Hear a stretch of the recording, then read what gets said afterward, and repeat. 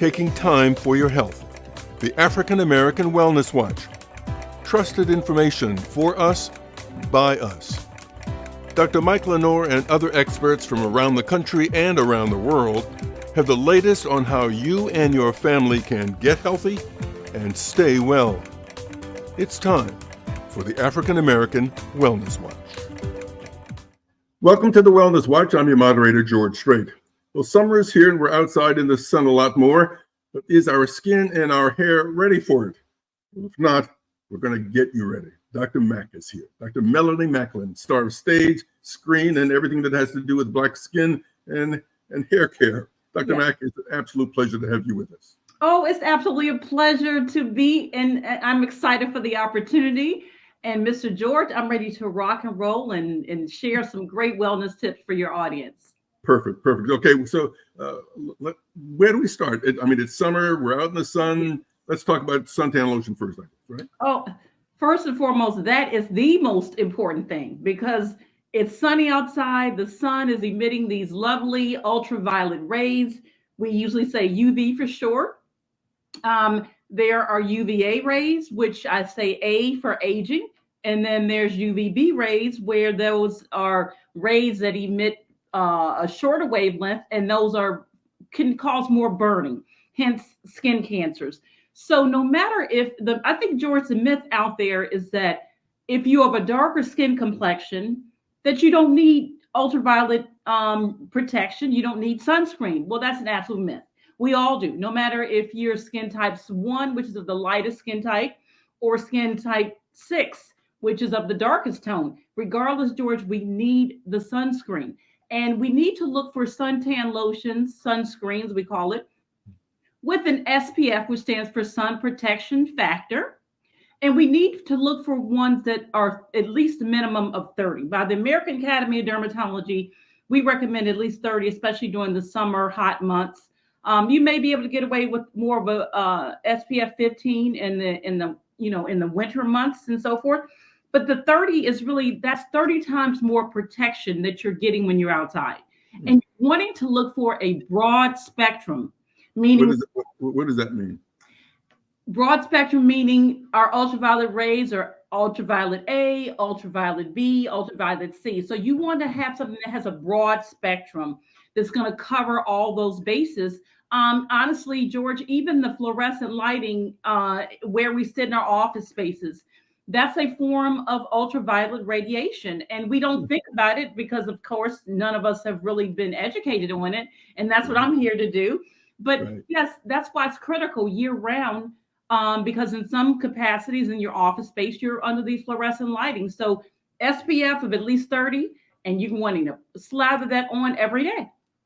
So if you, I guess what you're saying is that we need to put that on in the morning before we go out. Now, suppose we go out, we start to sweat, or we go to the beach, that kind of thing. How often does it have to be reapplied? No, that's a great question because that's very critical. If you're outside, you're swimming or you're sweating, you're going to be more prone for that sunscreen to dissipate and not be as effective. So get in the habit to reapply about every 2 hours, especially if you're in and out of water and heavy sweating. So that was a very important question that you asked. So on a day-to-day basis, you want to wake up and cleanse your face, and you want to apply a moisturizer with SPF. So that's very important.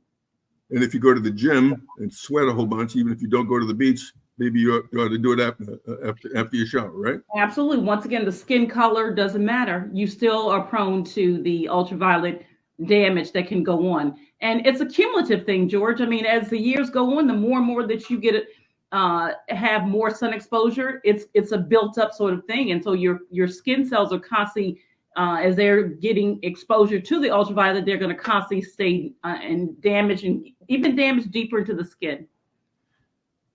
You know, you talked about folks not paying attention to that message. Yes, I'm guilty. I guess we say join the club. Right, exactly. I mean, I've had a couple of those things, and they had to be removed. I mean, it wasn't a big deal, but it was stupid. If I had listened to my wife, it wouldn't have happened. But I guess I'm like too many black men who don't listen to their wives. Better start happy wife, happy life. No, but if you've got a little splash on your face or your back or your ears, what should we look for Yes. that may be problematic? Yes, no, actually, that's a great question because oftentimes we will just say, "Oh, here's a mole," and we just bypass it, or this is something on the skin. I always say start with at least snapping a picture of whatever that you see that may look strange, because that's great when you go to your doctor. But we think of it as like the A, B, C, D. A for something asymmetrical, meaning if you draw a line down the middle of it, does it look equal or unequal on both sides?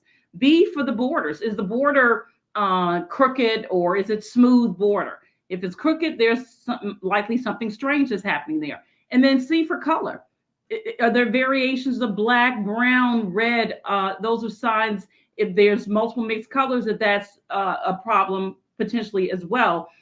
And then D is for the diameter. How big is this area? Is it growing in size? But these are all things that a person needs to be aware of and certainly go and see their dermatologist, specifically a dermatologist board certified that can look at these lesions. You know, you may be able to show your regular internal medicine doctor, whatever, but you want to go to a specialist, a dermatologist. We have a trained eye for looking at these sort of things, and make sure you snap those pictures because what you may have seen earlier may look different to when you going to actually get that appointment, because sadly it takes about sometimes 2 to 3 months to get an appointment with a clinical board certified dermatologist. That's true.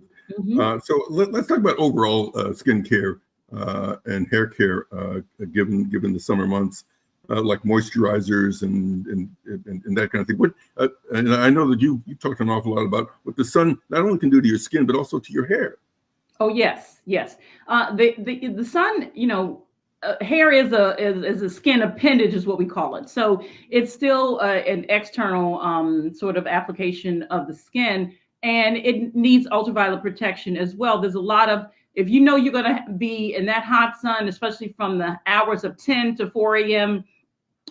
4 p.m. I'm sorry. Those are the hottest heat index, the prime rays of the ultraviolet spectrum. So, there's some hairsprays that have the ultraviolet protection in there. Of course, hats are a great option. You want to look for wide brim hats.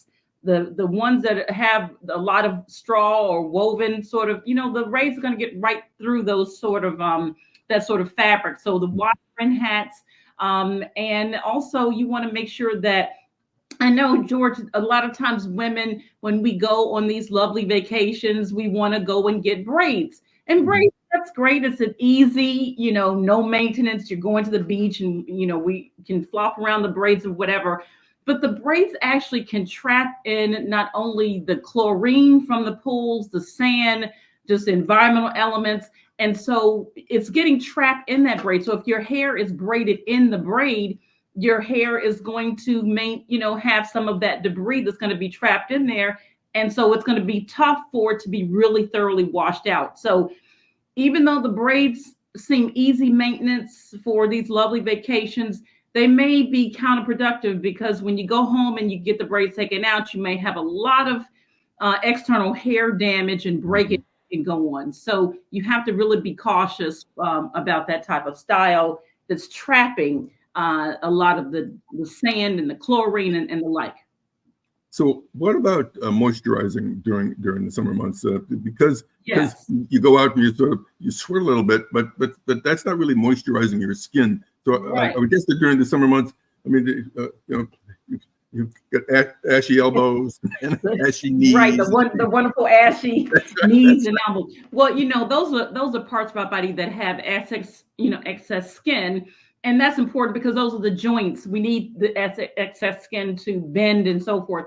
But that also allows the buildup of a lot of old dead skin cells. And so those knees and elbows can look excessively dry. So you can reduce that by getting some sort of loofah sponge when you're showering to remove a lot of that old dead skin. You can get some body scrubs. But then as a day-to-day sort of deal, you can look for products that have like dimethicone in there. It's like a silicone base that just really helps to hydrate and trap in some of the moisture in those in the areas like the knees and the elbows, which are more prone to looking dry. But once again, a lot of the dryness is there because it's a lot of the old dead skin that's flaking off. So the skin is looking dry. So that's why the importance of the exfoliation. And then if you use something like the dimethicone body lotions, they will trap in that moisture and actually smooth the surface. And it looks really nice. I mean, of course, a lot of people like the cocoa butters and all of those type. Whatever I say, whatever works best. The less ash, the best, the better. I was reading something that you had written a while ago about the influence of diet as far as keeping your skin healthy as well. Yeah, well, I tell folks that you are you are what you eat. Your outer beauty is a reflection of an inner you. What's going on? We can look at someone's skin and see that they're not getting the proper nutrition, and it will reflect on the way that the skin can look, especially just even something simple as water, because the skin is the largest organ in your body, and 75% of your body is made up of water. So the water is critical. It's going to keep the skin cells hydrated. Nutrients are very important. Fresh fruits and vegetables are critical. All those have great antioxidants and really can give a smoother skin tone. So a lot of folks out there that are having skin issues, definitely reflect on your diet. So that was a great question, George. So let's wrap up this segment with what are your sort of overall tips to making sure that your skin is healthy and your hair is healthy during these summer months? Yes, well, as we mentioned earlier, the importance of slathering on that sunscreen every day, SPF of at least 50. The importance of having a skincare routine, George, because a lot of people don't. Some folks are quick to hop in the shower and they'll use the same washcloth that they're using on their body and use that on their face. And that's an absolute no, no, and no. The washcloth is a haven for bacteria. So just imagine you're washing your body and then now you're imparting whatever's on that lovely washcloth onto your beautiful skin. So you want to be, cautious of that. I always say, use your hands. Your hands have a great texture. You put some of your facial cleanser in your hand and you rub it around and then wash it, pat dry. Moisturizing after that is critical. And once again, make sure you have that SPF in there. And just doing that twice a day is very important. Now, one thing that the ladies can do that's an extra added protection is I always say that, the last step in skincare for women to me is powder. You don't have to use a whole bunch of makeup if you don't want to, but the powder traps any of the external debris and bacteria, whatever that's on your hands or what's in the environment, so that seals the pore. So that once you get home to wash it off, you're washing off all of that old debris and bacteria. You're washing that off into the sink instead of being able to absorb through your pores. So that's a final step that women can do after they wash their face and moisturize. They can apply a thin layer of powder, and it gives them a finished look as well. Now, during the summertime, let's really stay off of a lot of the heavy makeups and so forth, because they're just going to clog the pores more. Of course, unless we're doing a segment during the hot summer like we're doing now, and we got to get a camera ready. So, of course, we got a little bit more makeup on than usual. But the pores are very important to keep them protected and keep them from getting clogged up, because that doesn't make for pretty skin complexion once the pores are clogged. This is just terrific. It's great information. It's easy information to absorb, if you will. And frankly, it's the kind of information that keeps you young. Yes, that's right. And I like to keep it simple. I like to just try to explain things, George, in a very simplistic manner, because as much as we know all of these fancy terms that are up here in my brain, I just like to make sure to regurgitate the basic informative information in a simple where a 2-year-old can understand what I'm saying. So as long as I've been able to relay the message like that, it makes me feel great. Well, I'm a little bit more than 2, and I get it.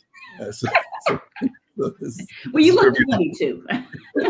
and I know our audience will as well. Dr. Mac, thank you so much for joining us. You're quite welcome. Thank you for having me. And just don't forget, we've got a couple of websites that you ought to be attuned to. Dr. Mac's website, which is, and that website is now up on the screen. And also, you can get all of these tips and more from our website, which is which is aawellnessproject.org, aawellnessproject.org. So through both of those websites, you'll be able to keep your skin and your hair healthy this summer. I'm George Strait. Thanks for joining.